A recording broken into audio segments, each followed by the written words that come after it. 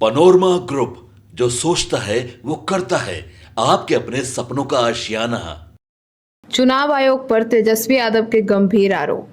बोले बीजेपी के पाप को धो रहा है इलेक्शन कमीशन। जी हाँ, बिहार विधानसभा चुनाव 2025 के दूसरे चरण के मतदान से ठीक एक दिन पहले राज्य की राजनीति में नया सियासी तूफान खड़ा हो गया है।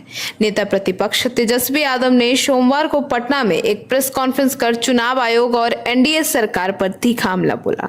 उन्होंने न केवल चुनाव आयोग की निष्पक्षता पर सवाल उठाए, बल्कि बीजेपी पर प्रशासनिक तंत्र के दुरुपयोग का आरोप भी लगाया। तेजस्वी यादव ने कहा कि पहले चरण के मतदान को 4 दिन बीत चुके हैं, लेकिन अब तक यह जानकारी सार्वजनिक नहीं की गई कि किसने पुरुषों और महिलाओं ने वोट डाला।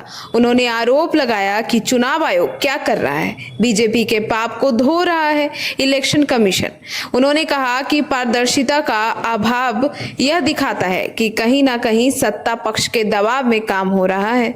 बीजेपी और चुनाव आयोग पर निशाना भी साधा गया। जी हाँ, तेजस्वी ने दावा किया कि 208 कंपनियां बीजेपी शामिल राज्यों से बिहार चुनाव में भेजी गई है, जबकि बंगाल, तमिलनाडु, केरल और झारखंड जैसे गैर भाजपा राज्यों में कोई फोर्स नहीं आई। उन्होंने यह भी कहा कि कुल 68% ऑब्जर्वर बीजेपी शासित राज्यों से आए हैं, जिससे चुनाव की निष्पक्षता पर संदेह पैदा होता है। तेजस्वी ने आरोप लगाया कि कई अधिकारियों को फोन करके यह बताया जा रहा है कि कहां-कहां डिस्टर्ब करना है। उन्होंने कहा कि यह जानकारी उन्हें उन्हीं अधिकारियों से मिली है जिन्होंने यह कॉल आए थे। तेजस्वी यादव ने इस दौरान मुख्यमंत्री नीतीश कुमार और प्रधानमंत्री नरेंद्र मोदी दोनों पर जमकर हमला बोला।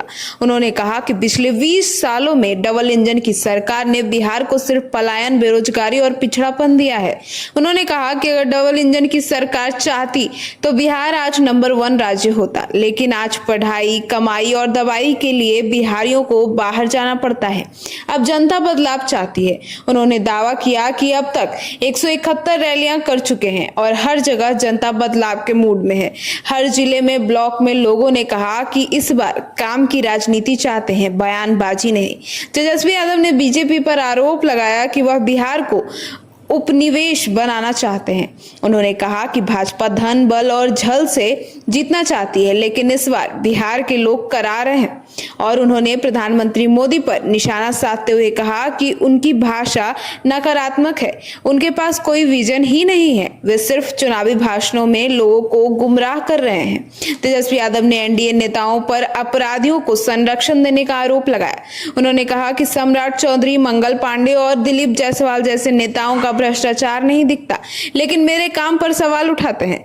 उन्होंने दावा किया कि शीर्षन घोटाले के आरोपी और बाहुबली नेताओं को बीजेपी मंच पर जगह दी गई, उन्होंने स्पेशल पास दिया गया और उनकी पीठ ठोकी गई। और प्रेस कॉन्फ्रेंस के अंत में तेजस्वी यादव ने युवाओं के लिए 30,000 की सहायता राशि देने का वादा किया। उन्होंने कहा, हम जो पैसा देंगे वह कर्ज नहीं, सहायता होगी, ताकि कोई युवा अपने पांव पर खड़ा हो सके और आत्मनिर्भर बने। धन्यवाद।